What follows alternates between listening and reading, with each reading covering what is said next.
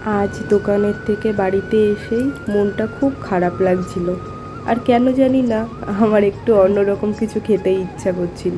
প্রত্যেক দিনের ওই নর্মাল ডিমের ঝোল মাংস আর ভালো লাগছে না। আজ ভাবলাম ডিমের একটা অন্যরকম কিছু তৈরি করা যাক। তো সেই জন্যেই লেগে পড়লাম ঝটপট। আর আজকের যে রেসিপিটা তোমাদের সঙ্গে আমি শেয়ার করব, এটা আমার দিদার কাছ থেকে আমার শেখা। আমার দিদা এই রেসিপিটা এত ভালো করে যে তোমাদেরকে আমি বলে বোঝাতে পারবো না। জানি না দিদার মতো হবে কি না, তবে আমি চেষ্টা করব। ফ্রিজে 3টে ডিম ছিল, ডিমগুলোকে ভালো করে সেদ্ধ করে নিয়ে এখানে খোসা ছাড়িয়ে দিচ্ছি। আর আজকের এই আইটেমটা করার জন্যে আমার খুব বেশি উপকরণের প্রয়োজন নেই, জাস্ট 2-3টে উপকরণ লাগবে। তার মধ্যে মেন যে উপকরণ সেটা হচ্ছে পেঁয়াজ। পেঁয়াজটা আমি অনেকটা কুচিয়ে নিয়েছি, তার সাথে নিয়েছি কাঁচা লঙ্কা কুচিয়ে।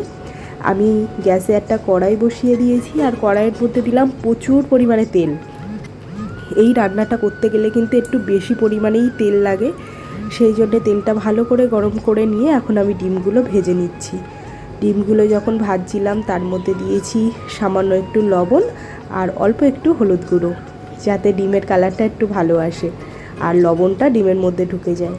আমি কিন্তু ডিমটা একটু একটু করে ছিদ্র করে নিয়েছিলাম, যাতে ডিমটা কড়াইয়ের উপরে দেওয়ার পরে না ফোটে। দেখো ডিমগুলো ভাজা হয়ে গেছে, আমি তুলেও নিয়েছি।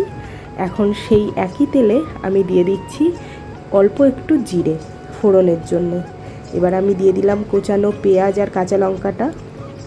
পেঁয়াজটা তোমরা যত বেশি দেবে এই রান্নাটা কিন্তু ততটাই ভালো হবে। আর যারা ঝাল খেতে পছন্দ করো তারা একটু বেশি ঝাল দেবে, কারণ পেঁয়াজের কারণে কিন্তু এই রান্নাটা একটু মিষ্টি মিষ্টি লাগে। পেঁয়াজের মধ্যে দিয়ে দিলাম স্বাদ মতো লবণ আর হলুদ গুঁড়ো, দিয়ে ভালো করে মিশিয়ে নিচ্ছি। পেঁয়াজটা খুব বেশি ভাজবো না, আমি অল্প একটু ভেজেই কিন্তু জল দিয়ে দিয়েছি। আর যেহেতু আজকে তুতুন খাবে না, আমি আর মাই খাবো, সেই জন্যে ঝোলটা আমি বেশি রাখবো না। আর এই রান্নাটা কিন্তু একটু মাখা মাখা হলেই বেশি ভালো লাগে। একটা ঢাকনি দিয়ে ঢেকে দিয়েছিলাম যাতে ঝোলটা ভালো করে ফুটে ওঠে। ঝোলটা যখন এই রকম ফুটে উঠেছে দিয়ে দিলাম ডিমগুলো। ডিমটা দিয়ে ভালো করে নাড়াচাড়া করে নিয়ে আবার একটু ঢাকনিটা দিয়ে ঢেকে দিয়েছিলাম। এখন দেখো আমাদের কিন্তু অলরেডি ডিমটা রেডি হয়ে গেছে। আর এই ডিমটা যে কি ভালো খেতে হয় সেটা তোমরা একমাত্র বাড়িতে করলেই জানতে পারবে।